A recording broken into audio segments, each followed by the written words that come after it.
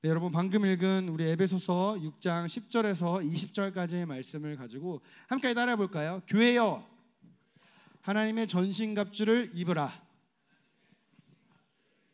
하나님의 전신갑주를 입으라 라는 제목으로 하나님의 말씀 나누기를 원합니다.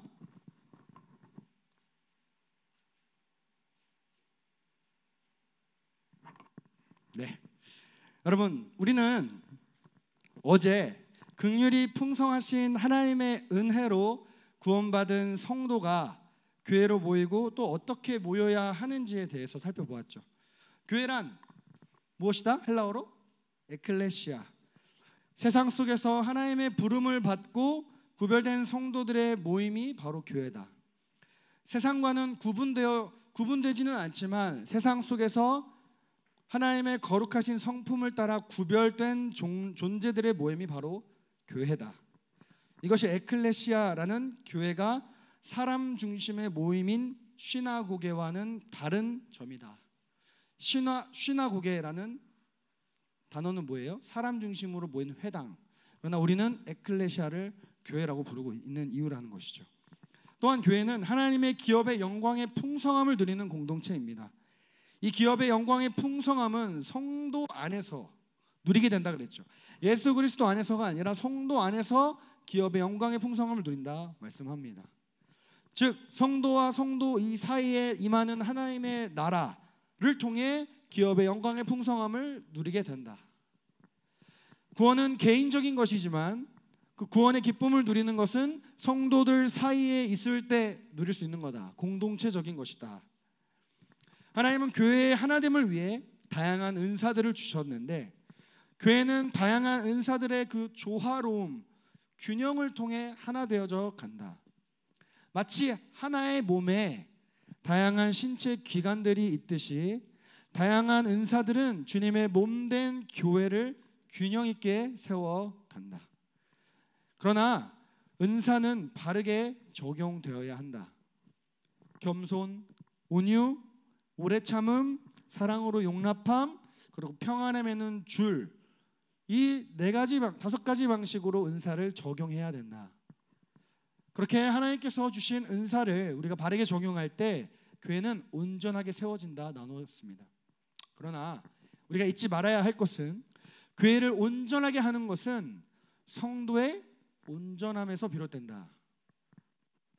성도의 온전함 없이 교회의 온전함을 이룰 수 없다고 나누었죠. 그리고 그 성도의 온전함은 하나님을 알아가는 지식과 믿음이 하나 되는 것과 사랑의 교제와 기도라는 훈련을 통해 온전해진다고 했습니다. 그럼에도 여러분 이 땅에 완공된 교회와 성도는 존재하지 않는다고 나누었죠.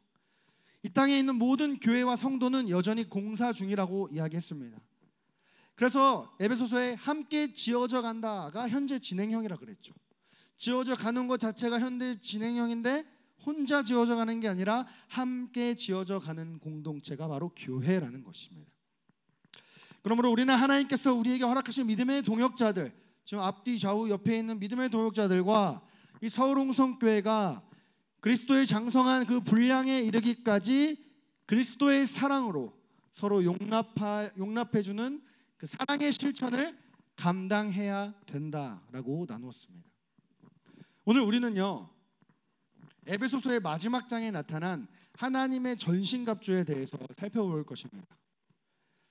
에베소서가 교회에 대한 책이라 그랬죠. 교회는 어떠한 거야. 교회를 정의하고 있는 책이 에베소서인데 하나님께서는 그 마지막 6장에 하나님의 전신갑주라는 군대 이미지를 사용하신 것은 교회는 본질적으로 싸우기 위해 모이는 존재이기 때문에 그렇습니다.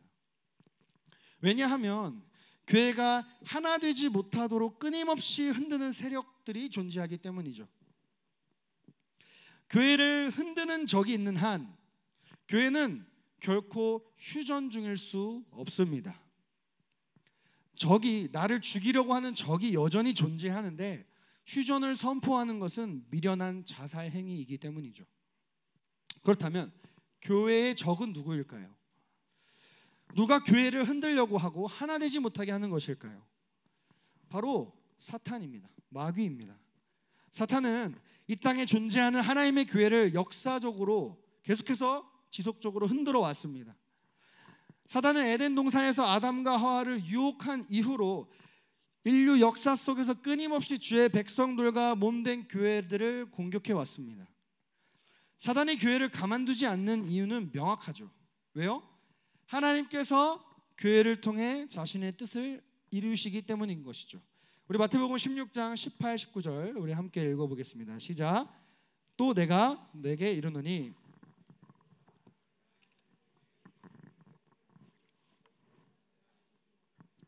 내가 천국 열쇠를 내게 주리니 땅에서 무엇이든지 매면 하늘에서도 매일 것이요 내가 땅에서 무엇이든지 풀면 하늘에서도 풀리리라.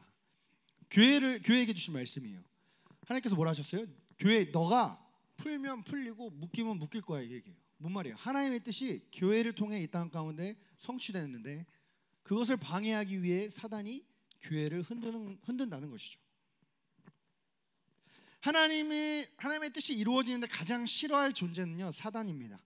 그래서 사단은 주의 몸된 교회를 가만히 두지 않죠. 바로 이러한 교회의 상태를 신학적으로 전투하는 교회다라고 해요. 두 가지로 나눕니다. 전투하는 교회, 승리하는 교회로 구분이 됩니다. 이게 신학적 개념입니다. 전투하는 교회, 전투 중인 교회가 좀 더 정확한 표현이고요. 승리한 교회가 이제 좀 더 정확한 표현이겠죠. 지상에 존재하는 모든 교회는 전투 중인 교회고 동시에 승리한 교회입니다. 전투 중인 교회란 앞서 언급한 대로 이 땅에서 치러야 할 영적인 전투가 있다는 것이죠. 승리한 교회란 무엇일까요? 예수님께서 순종하심으로 성취하신 그 최종 구원이 보장된 교회라는 거예요. 보장된 교회. 비록 우리는 잠시만요. 이 앞에 승리한 최종 구원의 보장이 무슨 말인지 모르겠다면 복권을 생각하면 됩니다. 제가 복권을 예를 들면 당첨이 됐어요. 근데 내가 이걸 아직 은행에 가서 찾지 않았어요. 찾지 않는다고 해서 그 돈이 내게 아닌 건 아니죠. 찾으면 내게 되는 거잖아요. 약간 이런 개념이라고 이해하시면 됩니다. 비록 우리는요, 여러분, 이 땅에서 영적인 전투를 감당하지만 우리는 이미 승리한 교회라는 것이죠. 예수님께서 죽음에서 부활하신 순간 이미 승리했습니다. 다만 그 성취하신 승리가 아직 우리에게 오지 않았을 뿐입니다. 영원하고도 참된 승리는 예수님의 그 재림의 때, 다시 오실 때 이루어질 것이기 때문인 것이죠. 부활하신 예수님께서 교회의 머리 되심으로 그 승리가 보장된 교회를 승리한 교회라고 일컬은 것입니다.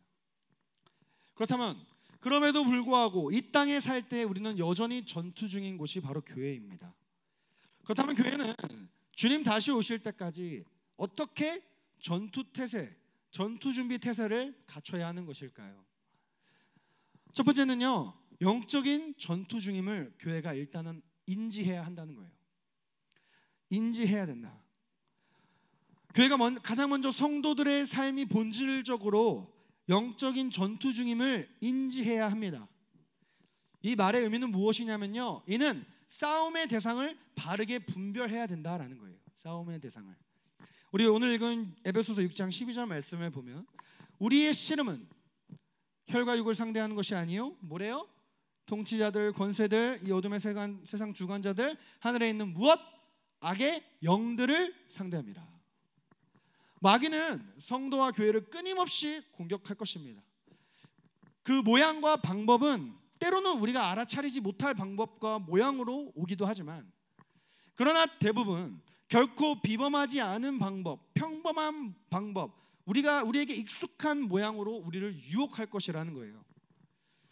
오히려 우리에게 매우 친숙할 것이고 익숙한 모양과 방식으로 우리를 흔들려고 한다는 것이죠. 정치적으로, 경제적으로, 사회적으로, 문화적으로, 그리고 관계적으로. 에베소서는 다양한 사단의 공격에 대해 통치자, 권세자, 세상 주관자들이라고 표현을 했는데, 이는 정치, 경제, 사회적인 영역을 통해 사탄의 관계가 나타날 것임을 말씀하고 있는 것입니다. 저는요, 어릴 때 이 말씀을 읽을 때마다 성경에 나타난 초대교회와 성도들의 모습을 좀 떠올리면서 읽었어요. 왜냐하면 이 초대교회 때, 이 사도행전의 때부터 기록된 이 초대교회 때만큼 신앙생활하기 어려웠던 때가 없었기 때문이죠. 예수님을 믿는다는 이유로 직업도 잃어버리고 예수님을 믿는다는 이유로 목숨을 걸어야 했던 시대가 바로 초대교회였기 때문인 것이죠. 그러다가 제가 대학생 때 이 말씀을 읽을 때는 우리나라의 초대교회 모습을 떠올렸습니다. 제 전공이 역사 교육이거든요. 역사를 공부했던 터라 일제강점기 때와 6.25 전쟁 때 신앙의 자유를 지키기 위해 순교하셨던 믿음의 선배님들을 좀 떠올리면서 이 말씀을 읽었습니다. 그런데 요즘 저는 이 말씀을 읽을 때마다 저는 최근에 경험한 코로나 때를 생각하게 됩니다. 우리 잠시 그 때를 한번 생각해 보십시오. 행정부, 사법부, 입법부가 예배 금지에 대한 행정명령을 조치했습니다.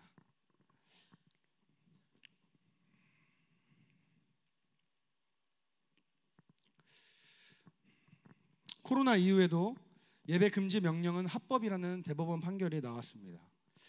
이는 세상의 관점에서는 충분히 당연한 판결이고 합리적인 판결입니다.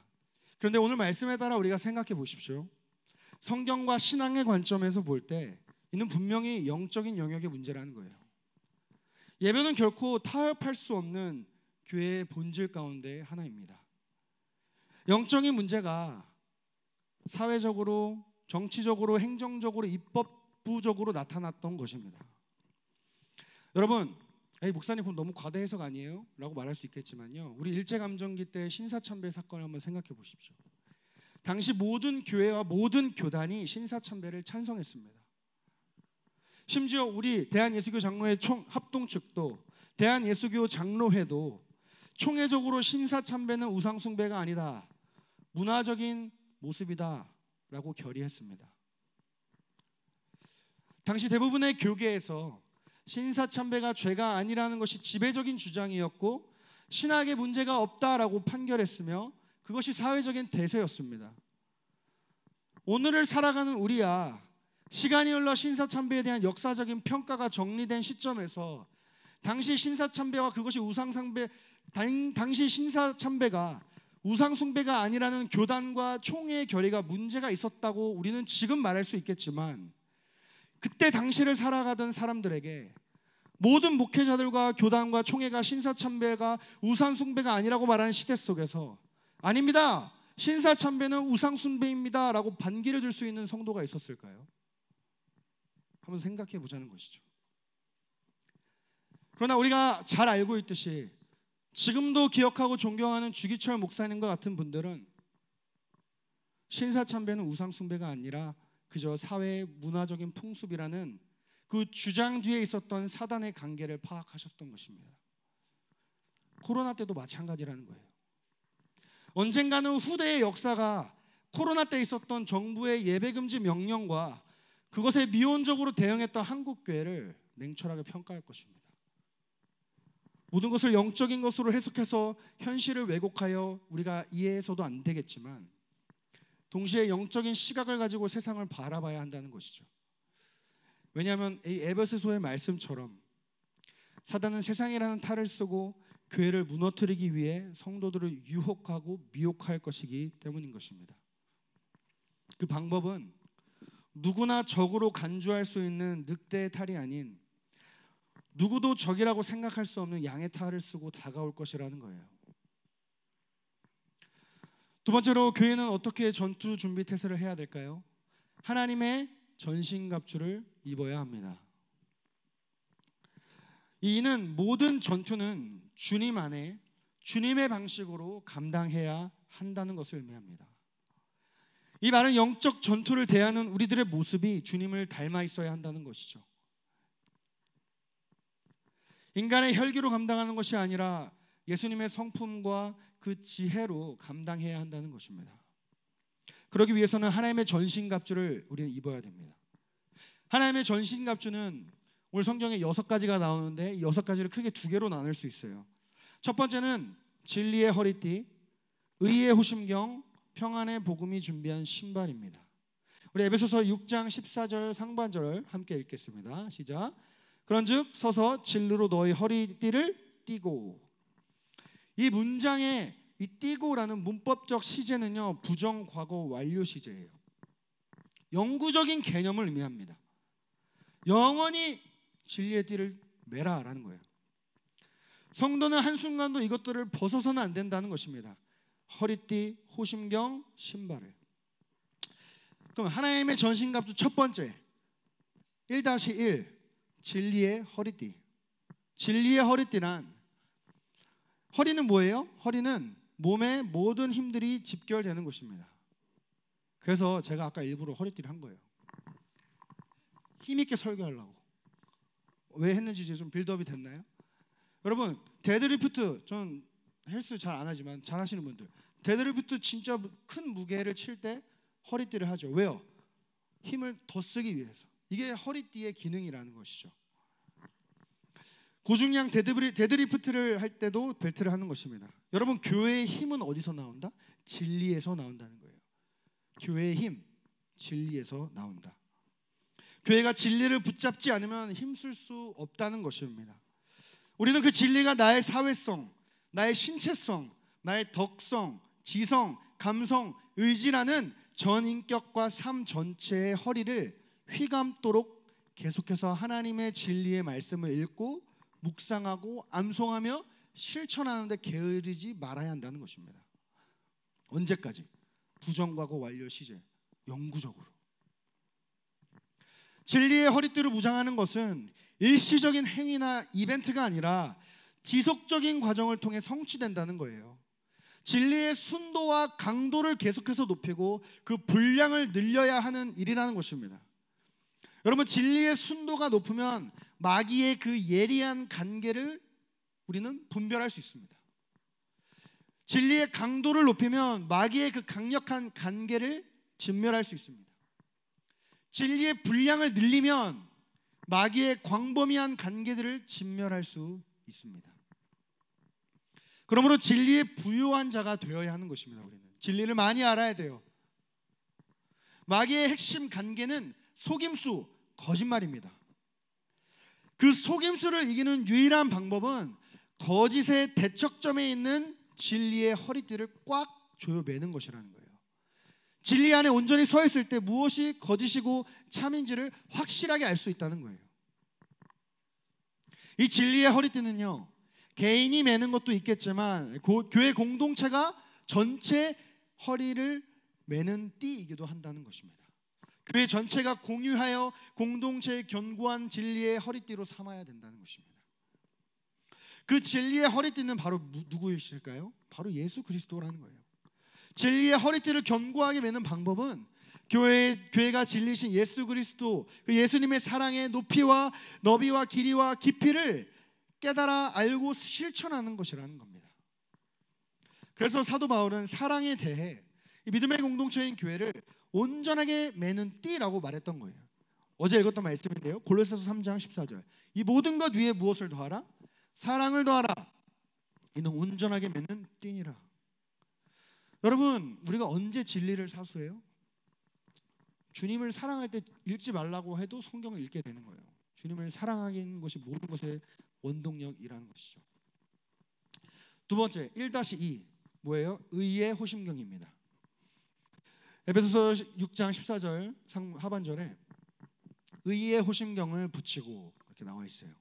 호심경은 가슴, 몸통 전체를 보호하는 갑옷입니다. 이 갑옷의 목적은 분명하죠. 심장, 폐가 어딘지 모르겠어요. 폐, 내장, 이렇게 심장, 폐, 내장을 보호하는 기능이 이제 호심경이죠. 중요한 장기를 보호하는 것입니다.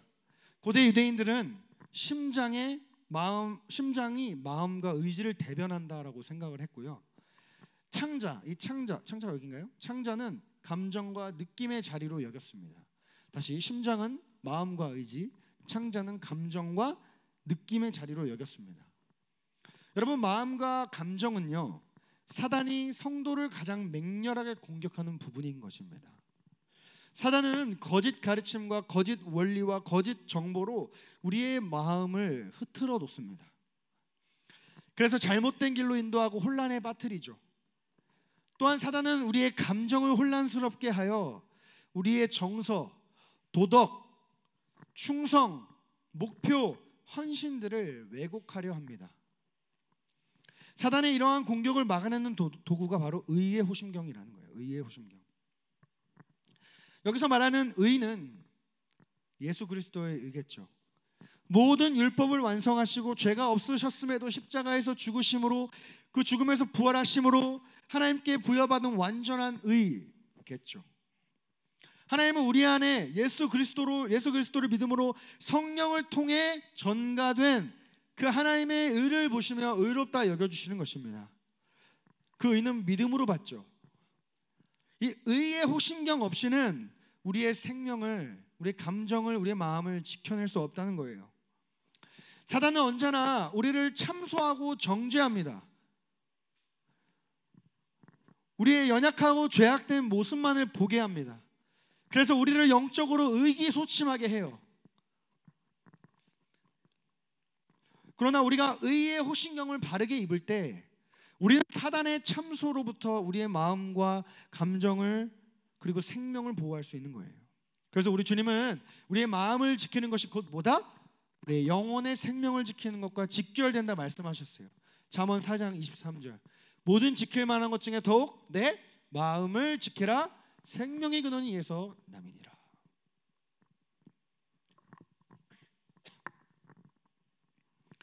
사단은 언제나 우리의 지적인 것보다는 감정, 마음을 파고듭니다. 쉽잖아요. 저 사람 말 하나 때문에 내 마음에 상처받게 한다는 거예요. 그것으로부터 우리를 쉽게 상처받는 우리로부터 보호하는 것이 의의 호심경이라는 것이죠. 1-3 세 번째는 평안의 복음이 준비한 신발입니다. 에베소서 6장 15절에 보면 평안의 복음이 준비한 것으로 신을 신어라. 여러분, 장소에 따라 입고 가는 옷이 달라지듯이 신발도 마찬가지인 것이죠. 군인은 군화를, 운동성 선수는 종목에 맞는 신발을 신어야 기동성을 확보할 수 있습니다. 그런데 운동화와는 달리 군화는 군인의 기동성뿐만 아니라 군인의 생명과도 직결되어 있습니다. 왜요? 전쟁은 언제나 승리 아니면 죽음이기 때문에. 죄의 몸된 성도들이 신어야 할 신발은 복음이라는 신발입니다. 우리가 가는 곳곳마다 하나님의 복음이 전파되어야 한다는 것이죠. 그 복음으로 말미암아 평안이, 샬롬이 임할 것이기 때문인 것입니다. 복음에는 화평의 속성을 가지고 있습니다. 그래서 하나님의 군사는 평화의 복음으로 만든 군화를 신어야 하는 것입니다. 이 땅의 군사, 이 땅의 군대는 폭력을 수단으로 삼지만 하나님 나라의 군사는 평화, 복음을 수단으로 삼아야 된다는 거예요. 여기까지가 하나님의 전신갑주 첫 번째였습니다. 다음은 하나님의 전신갑주 두 번째 부분인데요. 두 번째는 믿음의 방패, 구원의 투구, 성령과 말씀의 검입니다. 앞서 말씀드린 첫 번째 보호구는 장기적인 대비와 보호를 위한 것이고, 전투지에서, 전쟁터에서 절대로 벗지 말아야 할 것들입니다. 의의 호심경, 진리의 허리띠, 신발. 그런데 이 두 번째는 실제로 전투가 시작될 때 사용될 수 있게 준비되어야 되는 것들이에요. 전투가 시작되면 이제 헬멧 쓰고 방패 들고 칼 들고 나가는 거예요. 그래서 오늘 본문에서는 취하다라는 의미의 가지다라는 동사를 사용했습니다. 우리 네 번째, 우리 2-1 혹은 그냥 네 번째 보면 믿음의 방패인데요. 에베소서 6장 15절에 보면 모든 것 위에 믿음의 방패를 가지라. 이로써 능히 악한 자의 모든 불화살을 소멸한다 기록되었습니다. 여러분, 로마 병사들이 사용한 방패는요, 뚜레우스라는 긴 방패였다고 합니다. 병사의 몸 전체를 방어하도록 디자인되어 있다 그래요. 찾아보니까 목사님 별로 안 긴데요? 보니까 로마 사람 평균 신장이 좀 작았대요. 작아서 이제 근데 작았지만 이 온몸을 가릴 정도로 길었다는 것이죠. 누군가에게는 짧을 수 있어요. 우리 원표 같은 형제한테는 로마 병사들이 썼던 방패가 작을 수 있어요. 저 같은 사람한테는 이 정도 되겠죠? 네. 그렇게 제작된 방패를 밀집 대형의 군대가 착용하게 되면 화살이 들어올 틈이 없게 된다는 것입니다. 적군의 화살을 차단한다는 것이죠. 앞서 우리가 착용한 진리의 허리띠, 의의 호심경, 그 복음의 신발은 무시로 마귀의 위협을 받고 있습니다. 악한 자의 모든 불화살들이 쉴 새 없이 날아오고 있어요. 무시로 날아드는 그 마귀의 위협적인 불화살을 모두 막아낼 수 있는 것, 받아낼 수 있는 것은요, 믿음의 방패라는 것이죠. 특별히 그냥 화살이 아닌 불화살이라고 기록된 이유가 무엇일까요? 불의 특징이 뭐죠? 번지는 것이죠. 번지는 것. 사단이 날리는 불화살은요, 성도로 하여금 하나님을 향한 신뢰를 잃어버리게 만듭니다. 하나님과의 사이를 멀어지게 만들어요. 불신앙의 죄악에 빠지게 만들어 이 두려움이라는 전염병을 퍼져버리게 한다는 것이죠. 마치 불과 같이. 이러한 현상은 쉽게 공동체 안에서 퍼져나가게 됩니다. 하나님을 의심하고 낙심하게 하여 전쟁 중인 군대의 사기를 저하시키는 것으로부터 지키는 것이 믿음의 방패라는 거예요. 우리 베드로전서 5장 8절에서 9절 말씀 함께 읽겠습니다. 시작. 근신하라, 깨어라. 너의 대적 마귀가 오는 사자같이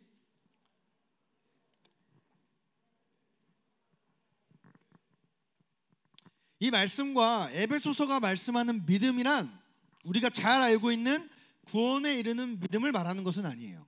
다른 믿음이에요. 이 믿음은 하나님을 신뢰하는 믿음인 거예요. 인격적인 믿음. 배가 고파서 날카롭게 우는 사자와 같이 우리를 집어삼키기 위해 두루다니는 사탄으로부터 우리 자신을 지키는 방어구가 믿음이라는 방어예요. 뭔 말이에요? 하나님을 전적으로 신뢰할 때 사탄의 관계를 우리는 막아낼 수 있다는 거예요. 우리가 세상에서 이기기 위해서는 이미 세상을 이기신 하나님을 신뢰하는 믿음이라는 방패가 필요하다는 것입니다. 예를 들면 여러분 여기에 정찬성 UFC 파이터가 있다고 쳐요. 저희 앞에 강도가 있어요. 이 사람 뒤로 숨겠죠. 우리는. 왜요? 이 사람 날 지켜줄 거라는 믿음이 있기 때문에. 그런 믿음을 얘기하는 거예요. 하나님 뒤에 숨어 있는 거, 하나님을 의지하는 거, 하나님 나 무서워요 손 잡는 거, 이것을 믿음이라고 하는 거예요. 여기서는. 그럴 때 우리 세상을 이길 수 있다. 하나님을 향한 온전한 신뢰만이 사단의 불화살로부터 믿음의 공동체를 지켜낼 수 있다는 것입니다. 다섯 번째, 혹은 2-2 구원의 투구입니다. 에베소서 6장 17절에 구원의 투구를 가지라. 머리는 어떤 곳이에요? 생각과 판단을 관장하는 곳입니다. 이성이 작동되는 신체 기관을 상징하죠. 그 머리는 오직 구원의 투구를 써야만 보호될 수 있다는 것입니다. 그렇다면 구원이란 무엇일까요? 구원은 전적인 하나님의 일이죠. 인간은 구원에 조금도 관여할 수 없습니다. 예수 그리스도의 그 대속의 죽음과 율법의 완성을 믿음으로 구원을 받습니다. 우리가 구원을 받는 데 있어서 우리의 어떠한 자격도, 우리의 어떠한 노력도 관여되지 않습니다. 그래서 에베소서 2장의 말씀과 같이 그저 모든 것이 하나님의 일방적인 선물, 곧 은혜라고 말하는 것이죠. 그렇기 때문에 하나님의 변심이 아니고서는, 하나님의 변심, 마음이 변하시는 것이 아니고서는 우리의 구원은 영원히 탈락될 수 없다는 거예요. 여러분, 이 구원의 투구는요, 이러한 생각으로 우리의 머리를 가득 채우는 거예요. 이러한 생각, 구원은 전적으로 하나님 것이다. 내가 구원을 위해 할 수 있는 건 아무것도 없어. 다 하나님의 은혜요, 오직 믿음으로 구원받는 거야 라는 이러한 생각들로 가득 채우는 것이 구원의 투구를 쓰는 것입니다. 다른 생각이 우리의 머리에 파고들면 우리의 인생은 그 생각으로 조정받기 쉽습니다. 따라서 우리의 구원의 확신을 흔드는 다른 생각과 다른 논리와 다른 가치관이 머리에 들어오지 못하도록 구원의 투구를 바르게 써야 합니다.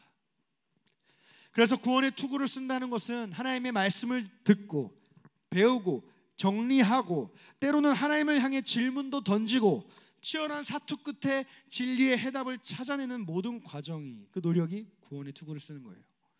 그래서 우리는 교리대학 같은 논리적인 수업도 들어야 하는 것입니다.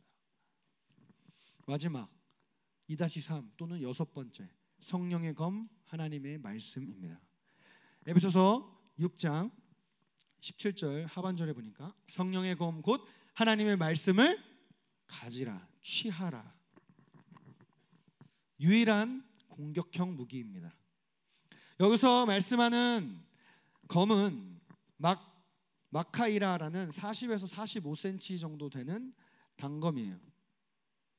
한 이 정도가 40에서 45cm. 단검이죠. 장검은 아니죠. 로마 보병들이 착용하는 일반적인 검이었습니다. 그래서 백병전에서 사용되는 주된 무기였어요. 백병전이 뭐냐면 그냥 총, 화살 이런 거 원거리 무기 없이 그냥 바로 앞에서 이제 싸우는 게 백병전인데, 그래서 여러분, 믿음의 방패와 구원의 투구와 같이 성령의 검도 전투가 시작될 때면 언제라도 들 수 있도록 곁에 두어야 했습니다. 또한 여러분, 성령의 검을 무분별하게 휘두르는 장검, 긴 검이 아니라 단검으로 묘사한 것은 아주 정확하고 정밀하게 사용해야 되기 때문이죠. 우리 카운터 스트라이크나 우리 FPS 하시는 분들 칼 이렇게 알죠? 짧은 칼일수록 더 정교하게 찔러야 되는 거 아시죠? 끄덕 좀 해주세요. 장검은 막 휘두르는 거라면 단검은 정확하게 찔러야 되는 거예요. 그러니까 정확도를 요구하는 게 단검의 특징이라는 것이죠. 우리 히브리서 4장 12절 말씀 함께 읽겠습니다. 시작. 하나님의 말씀은 살아있고 활력있어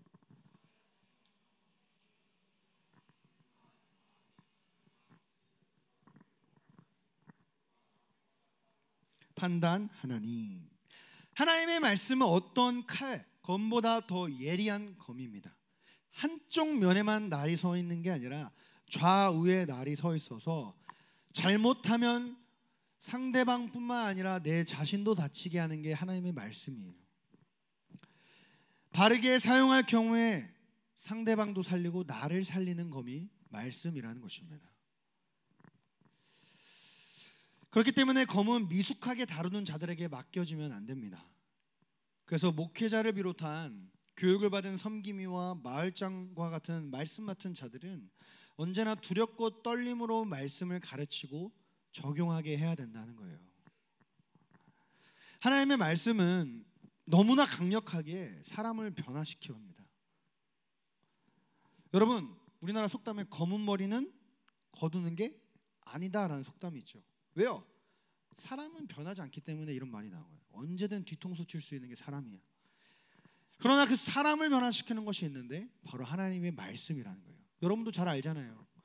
여러분들도 변하지 않는 여러분들의 어떤 모습 때문에 여러분이 싫어질 때가 있지 않나요? 우리는 쉽게 변하지 않아요. 근데 이런 우리를 변화시키는 것은 뭐예요? 하나님의 말씀, 곧 복음뿐이라는 거예요. 그래서 여러분, 복음을 알지 못하고서는 내가 변화될 수 없어요. 어떤 자기 수양, 자기 관리 이런 책을 통해 우리가 변화되는 데는 한계가 있다는 거예요. 우리가 확실하게 변화될 수 있는 건 하나님의 말씀뿐이라는 거예요. 저는 그것을 경험했습니다. 성공하는 사람들 7가지 법칙, 습관 알아요? 모르죠? 세대 차이가 여기서 나는 겁니다. 저 어릴 때 전 초등학교 때 읽었어요. 중학교 때 읽었어요. 그거 읽었다고 제가 변했을까요? 아니요. 저는 그거 읽고도 방황을 했어요. 더 시크릿 안 변해요.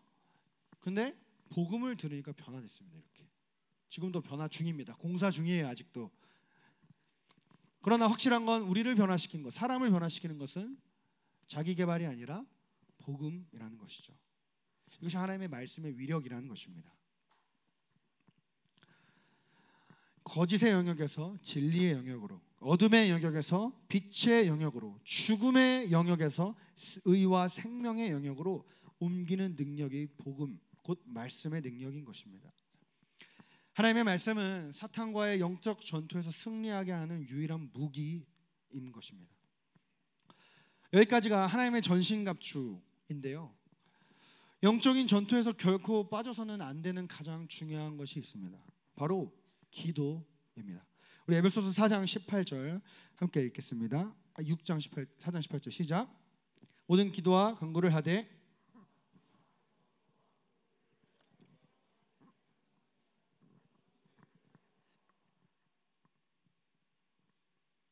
죄송합니다. 4장 18절이 아니라 6장 18절이었어요. 내용은 같아요. 다시 읽어드릴게요. 모든 기도와 간구를 하되 항상 성령 안에서 기도하고 이를 위하여 깨어 구하기를 항상 힘쓰며 여러 성도를 위해 기도하라 라는 뜻이에요. 제 아무리 여러분 좋은 보호 장비와 최고의 공격형 무기를 가졌다 해도요, 결정적인 순간에 잠들어 있으면 전투에서 패배하는 것입니다. 그러므로 우리는 기도로 깨어 있어야 합니다. 영적 전투를 승리로 이끌기 위한 마지막 비결은 기도라는 거예요. 기도. 특별히 영적인 전투를 수행하기 위해서는요, 오늘 말씀처럼 방금 읽은 28절의 말씀처럼 나를 위한 기도뿐만 아니라 우리에게 허락하신 모든 성도들을 위해서 기도해야 합니다. 모든 사람들이 각자의 고유한 임무를 가지고 그것에 충실해야 전투에서 승리할 수 있다는 거예요. 누구는 최전방에서, 누구는 최후방에서, 누구는 전투병과로, 누구는 지원병과로 각자의 자리에서 최선을 다해야 전쟁에서 승리한다는 거예요.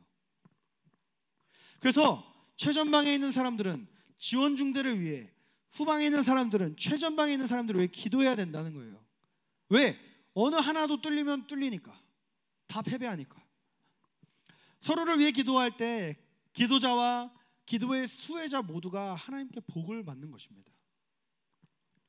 우리는 이것을 중보기도의 신비, 중보기도의 능력이라고 말하는 것이죠. 우리 이사야 62장 6절에서 7절 말씀 함께 읽겠습니다. 시작. 예루살렘이여 파수꾼을 세우고 그들로 하여금 주야로 계속 잠잠하지 않게 하였느니라.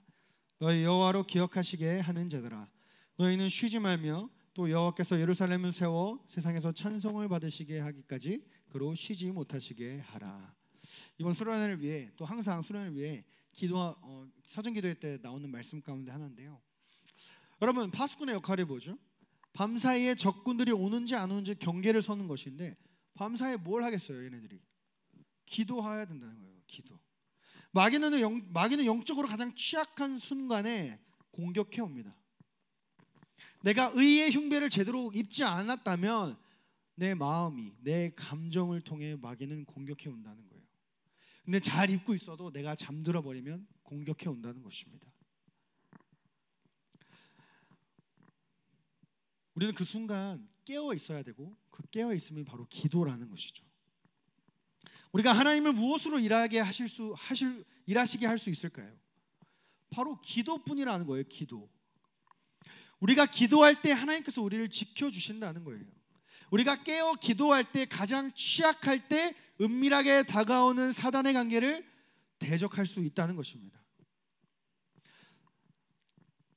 우리 주님도 마지막 구원 사역을 감당하시기 전에 겟세마네 동산에서 기도의 승부수를 목숨 바쳐 던지셨습니다. 우리의 신앙의 대상이요, 우리의 믿음의 주인이시요, 우리의 영혼과 삶의 주인 되시는 그 주님께서 친히 보여주신 신앙생활의 모습이에요. 너희도 나처럼 기도해라.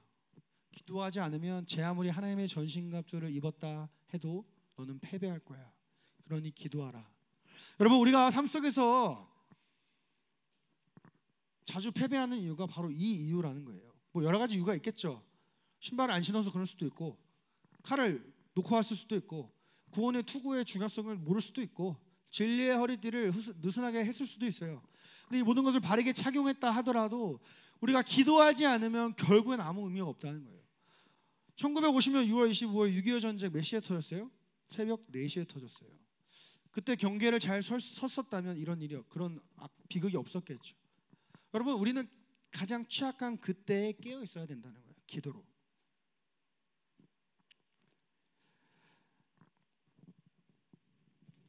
그분을 닮아가는 우리 모든 여호수아 공동체 되기를 주님의 이름으로 축복하면서 말씀을 맺도록 하겠습니다. 여러분, 교회는요, 본질적으로 예수님의 제자를 양성하는 제자 양성소이자 전투를 감당하는 전투기관입니다. 그러나 그 전투는 본질적으로 영적인 전투인 것입니다. 사단은 역사가 기록된 이래로 지금까지 교회와 성도의 적으로 존재해 왔기 때문입니다. 그 사단의 모습은 시대와 장소와 문화에 따라 다르게 나타났습니다. 교회는 시대와 문화 뒤에 역사하는 사단의 관계와 불화살을 분별함으로 진리와 사랑의 빛을 비추어야 한다는 것입니다. 사랑하는 여사 공동체 여러분, 저는 오늘 설교 처음부터 의도적으로 영적 전쟁이라는 표현을 하지 않고 영적 전투라는 표현을 했습니다.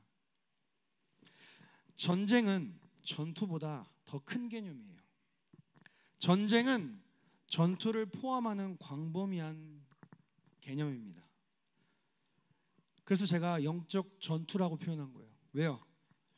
육신의 장막을 입은 우리가 이 땅에서 치르는 영적 전투에는 우린 종종 패배할 수 있기 때문에 그래요. 어제도 나누었지만 우리는 여전히 공사 중인 존재인지라 실수하고 실패하고 넘어지기 때문에 그렇습니다. 그러나 우리는 영적 전쟁에서는 결코 패배할 수 없다는 거예요. 그 이유는 전쟁의 주인 대신 우리 예수님께서 이 세상을 이기셨기 때문이라는 거예요, 여러분. 우리 요한복음 16장 33절 우리 마지막 말씀인데 힘있게 선포합시다. 시작. 이것을 너희에게 이르는 것은 너희로 내 안에서 평안을 누리게 하려 함이라. 세상에서는 너희가 환난을 당하나 담대하라. 내가 세상을 이기었노라. 여러분, 우리가 이 땅에 살아가면서 다양한 국지전을 직면할 것입니다. 다양한 작은 전투들을 경험할 거예요. 때로는 승리할 때도 있을 것이고 때로는 패배할 때도 있을 거예요. 그런데 우리의 궁극적인 최종의 전쟁의 결과는 뭐예요? 승리라는 거예요. 왜요? 우리 군대의 최종 사령관이 누구세요? 예수 그리스도이시기 때문에. 여러분, 세상은 사단의 간계에 의해 온갖 불화살과 칼과 창과 단창으로 우리에게 나아옵니다. 그러나 우리는 이미 사단과의 전쟁에서 승리하신 그 만군의 여호와 하나님의 이름으로 나아가기 때문에 두려워하지 않게 된다는 거예요. 강하고 담대하라. 내가 너와 함께함이니라. 놀라지 말라. 내가 너의 하나님이 됨이라. 내가 참으로 나의 의로운 오른손으로 너를 붙들리라. 그러므로 내가 세상을 이기었으니 두려워하지 말라. 이 말씀하신 주님을 더욱 신뢰하고 그 주님과 동행하심으로 세상 속에서 또 일상 속에서 우리가 승리의 기쁨을 맛볼 수 있는 것입니다. 바라기는 이번 겨울 수련회를 통해서 또 오늘 주일 말씀을 통해서 여러분들이 다시 한번 에베소서 1장부터 6장까지 말씀을 찬찬히 읽어보시면서 내가 전신갑주를 잘 입고 있는지 또 내가 기도로 깨어 있는지를 좀 살펴보면서 우리의 일상 속에서 이제는 죄로 넘어져서 그냥 좌절 가운데 그냥 낙심해 있는 것이 아니라 전쟁에서 승리하는 우리 모든 여호사 공동체가 되기를 간절히 바랍니다. 왜요? 여러분들이 쓰러지면 우리 교회, 우리 공동체가 쓰러지는 거예요.